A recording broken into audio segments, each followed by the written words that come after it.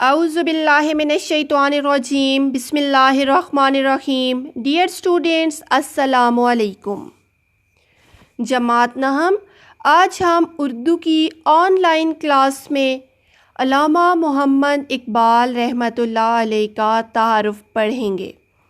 Dear students, علامہ اقبال ہمارے قومی شاعر ہیں، مفکر پاکستان تھے، مسلم قوم کے ایک عظیم رہنما تھے. اب ہم ان کے بارے میں مزید پڑھتے ہیں. علامہ محمد اقبال رحمۃ اللہ علیہ کا سال ولادت یعنی سال پیدائش ہے سن 1877 اور سال وفات ہے سن 1938.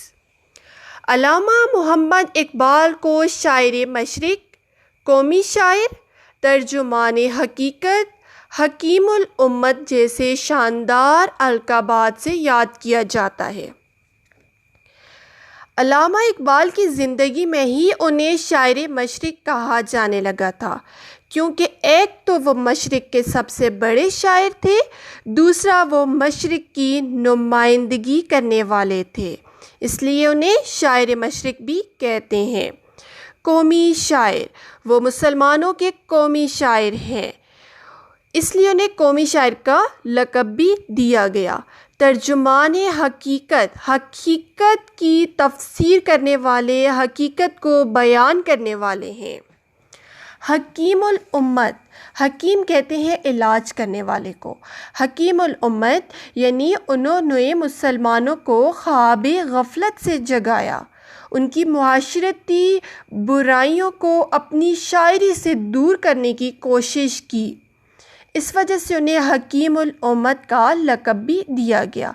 شاعر مشرق، قومی شاعر، ترجمان حقیقت اور حکیم الامت کے القابات سے انہیں یاد کیا جاتا ہے. وہ سیالکوٹ میں پیدا ہوئے. ان کے والد کا نام شیخ نور محمد تھا. اقبال نے FA تک تعلیم سیالکوٹ میں حاصل کی، یعنی 12ویں جماعت تک انہوں نے سیالکوٹ میں ہی پڑھا. پنجاب یونیورسٹی سے فلسفے میں MA کیا. یورپ سے PhD اور بیرسٹری کی تعلیم حاصل کی. کچھ عرصہ لاہور میں پروفیسر رہے، پھر وکالت کا پیشہ اختیار کر لیا. پاکستان کا تصور اقبال نے پیش کیا. حکومت برطانیہ کی طرف سے ان کو علمی اور ادبی خدمات کے صلے میں سر کا خطاب دیا گیا. یعنی علامہ محمد اقبال کی علمی اور ادبی خدمات کو دیکھتے ہوئے حکومت برطانیہ نے انہیں سر کا خطاب دیا.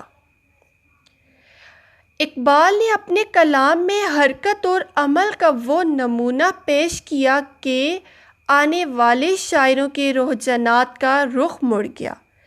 یعنی اقبال کے کلام میں جمود نہیں ہے، حرکت اور عمل کا پیغام ہے.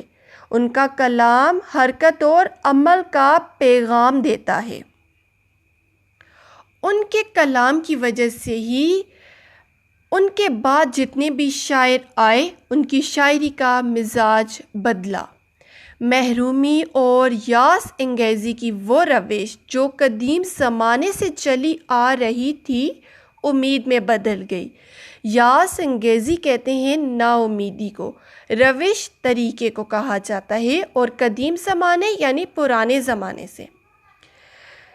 اس سے مراد کیا ہے؟ یعنی وہ لوگ جو نا امیدی کی محرومیوں بری زندگی گزار رہے تھے، جنہیں یہ لگتا تھا کہ وہ کبھی بھی آزادی سے زندگی نہیں گزار سکیں گے، ان کی نا امیدیوں کو علامہ محمد اقبال نے امید میں بدلا.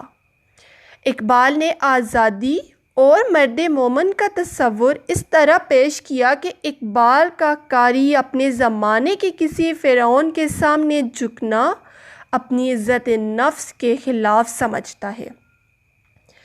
یعنی آزادی کا اور مرد مومن کا تصور اقبال نے کس طرح پیش کیا ہے کہ اقبال کے کلام کو پڑھنے والا اپنے زمانے کے کسی بھی ظالم انسان کے سامنے جھکنے کو اپنی عزت نفس کے خلاف سمجھتا ہے۔ وہ اپنے زمانے کے کسی بھی ظالم کے، کسی بھی سرکش کے سامنے جھکتا نہیں ہے، بلکہ اس کا اپنی قوت و طاقت سے مقابلہ کرتا ہے جو اللہ نے اسے قوت و طاقت عطا کی ہے۔ عشق رسول اقبال کی سوچ کا محور ہے، یعنی اقبال کی شاعری کا مرکز رسول پاک صلی اللہ علیہ وآلہ وسلم کی محبت ہے۔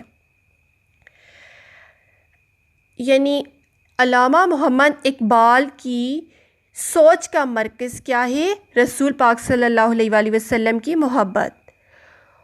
رسول پاک صلی اللہ علیہ وآلہ وسلم کی محبت سے ان کی سوچ شروع ہوتی ہے، اور رسول پاک صلی اللہ علیہ وآلہ وسلم کی محبت پر ہی ان کی سوچ ختم ہوتی ہے۔ ان کے فکر و نظر کے زاویے رسول پاک صلی اللہ علیہ وآلہ وسلم کی محبت سے تپش، سوز اور نکھار حاصل کرتے ہیں۔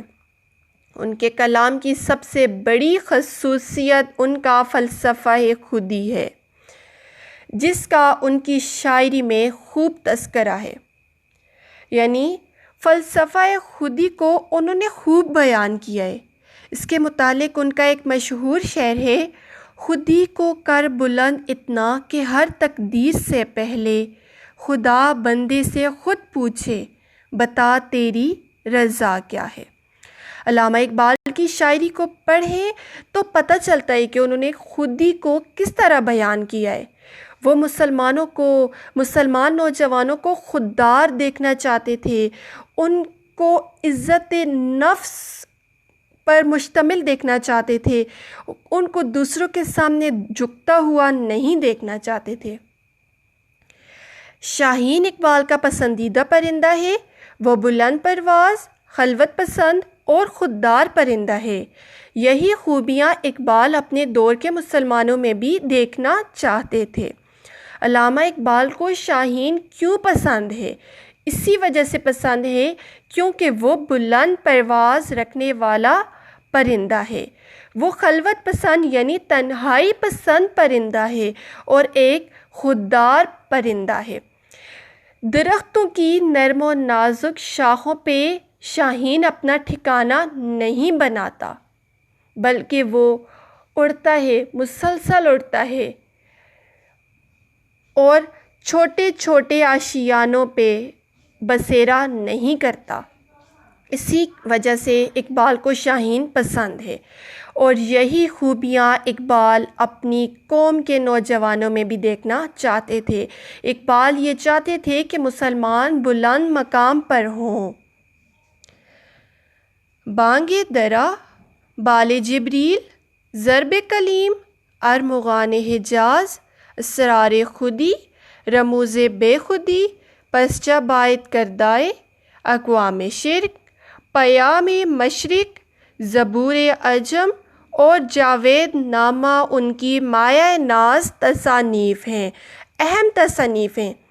یہ جتنی بھی تصانیف میں نے آپ کو پڑھ کے سنائی ہیں، یہ علامہ محمد اقبال کی اہم تصانیف ہیں۔ بانگ درا، پہلا مجموعہ کلام بانگ درا کو سمجھا جاتا ہے۔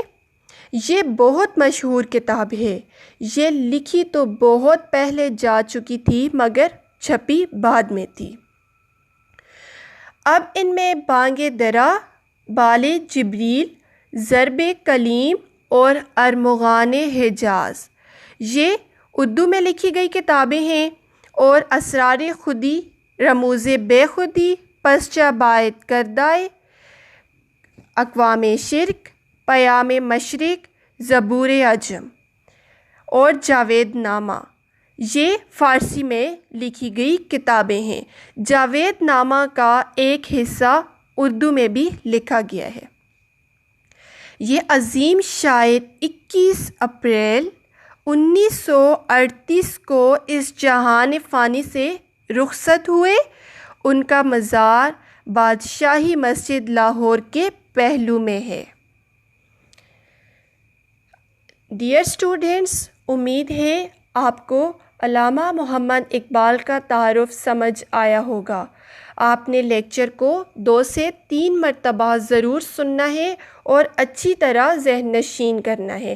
امید ہے آپ لیکچر کو ضرور سنیں گے اور سمجھیں گے۔ اپنا خیال رکھیے گا۔ اللہ حافظ۔